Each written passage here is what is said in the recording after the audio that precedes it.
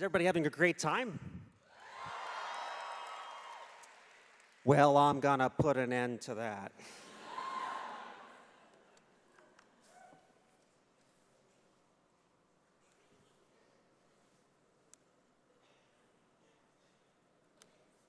Because my technology doesn't work. Oh, there we go.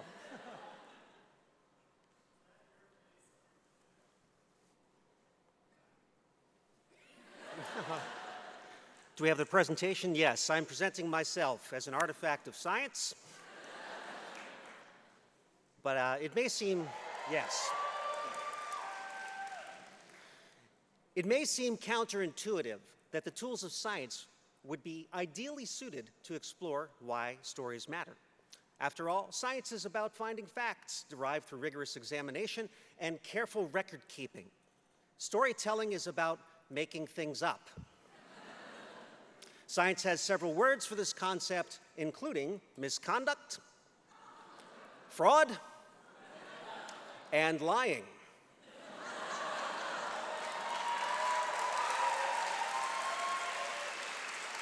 Science's top practitioners adhere to their strict standards tirelessly, and its aspirants often spend a decade or more in laboratories and institutions of higher learning. More often than not, storytelling's greats work at their leisure.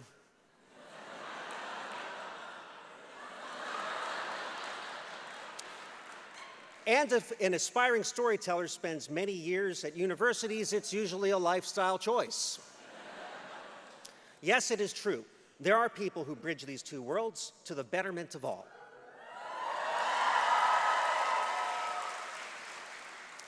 Pandering, it works. But this presentation is pure science. The following statistics come from a recent study titled The Development and Consumption of Narratives and Their Corresponding Effects on Both an Individual and Societal Basis.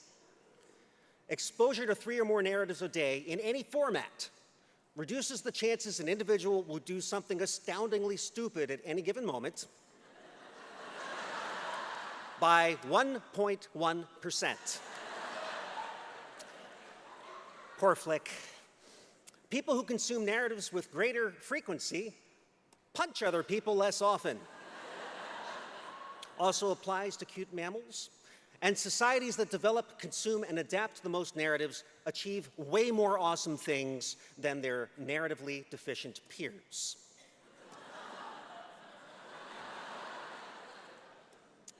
So already we see that narratives are useful on a personal, interpersonal, and societal scale. These findings were codified into a unified theory of narrative worth shown here. Of course, we don't have time to go through the whole thing, but it boils down to the value of a given narrative is equal to its potential to advance society. I hear murmurs of recognition for the tunnel of progress. That's great.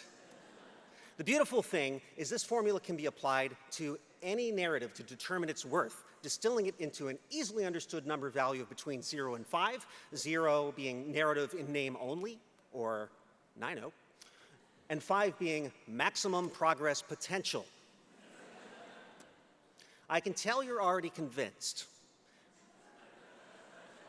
But let's go ahead and walk through the narrative value scale using a handy app I've embedded in this presentation that applies the unified theory formula. As I read an escalating series of narratives handed to me by a writer friend backstage, their numerical values will appear. A person existed, then died. Yeah, that's what I thought. It barely qualifies as a narrative, but it does give us a baseline to work from. Let's see what happens when we increase the narrative complexity. A woman died while crossing the street. End narrative. Much better. Although still a simple narrative, from it a person can learn that crossing streets can be hazardous, ergo the higher score. But at this rate, it's going to take an hour to go through all of these scenarios here, so I'm just going to skip to the last and by far the most complex scenario. Okay. Doris Bennett lived for 89 years, the last 30 as a clear-minded widow in her home on a quiet through street in Chicago. Her only friend was her dog Samson, a 5-year-old Rottweiler the neighborhood kids called Devil Dog, mistaking his gruff demeanor for meanness. And Samson was gruff, perhaps because he understood that Doris was alone in the world and needed someone to look out for her. When Doris ventured outside, Samson led the way, with his double-barrel gaze reserving a rumbling growl for the rowdier children. "Hush, Samson," Doris would say. "They're just kids out here enjoying themselves, just like you and me." Apart from Doris Bennett, the only living creature that Samson couldn't fool was a toffee-colored stray known as Notch, named for her battle-scarred ear. Although Notch strictly avoided people, when Doris and Samson went strolling, she was rarely more than a trash can's width away. And when Notch's eyes met Samson's, he let out a gruff, whose meaning they both well understood. Of course, canine and feeling both knew that there was a love best savored from a discreet distance. But sometimes circumstance intercedes. Doris Bennett didn't think it unusual that Samson would be barking at the postal carrier as he came up her walkway late one afternoon. And she didn't notice that Samson's eyes were trained across the street and not at her front stoop. Usually a single sharp hush would back Samson away, but the moment Doris opened the door, Samson darted through, nearly knocking down the letter carrier. Samson dodged 2 cars. A third grazed his hindquarters but didn't slow his charge towards the shallow alley across the street, whose entryway was clogged with jeering children. Hands rose high, then swung down sharply like threshing blades. Some of the smaller kids fed stones into the hands of their larger peers. Others tried and failed to pull the rock throwers away. Doris couldn't see their target, a small toffee-colored cat, but Samson did. None of Notch's tormentors saw Samson coming, and the Rottweiler barreled through the forest of skinny legs, opening up a gap. Notch squirted free. The gap closed, and Doris realized that Samson was now trapped in the alley. Arms rose high above anger-wrinkled faces and swung down. Doris felt her cheeks flush with rage.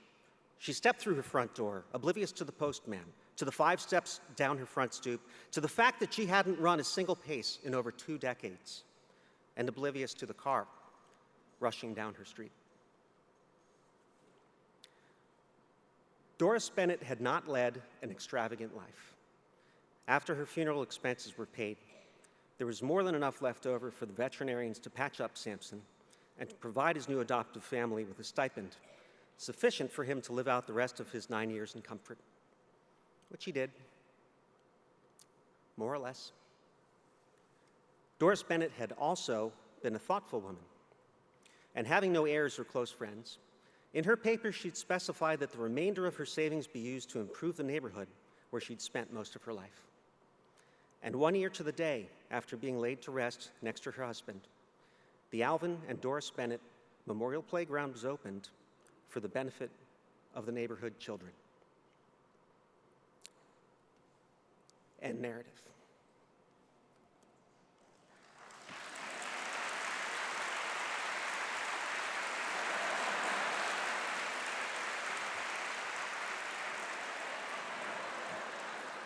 It seems the app's implementation of the unified theory of narrative worth wasn't quite equal to the task. And though an error screen may not be the most uplifting note to go out on, I hope this presentation has helped you learn a bit more about science. And that these data points will at least provide food for thought into why stories matter. Thank you.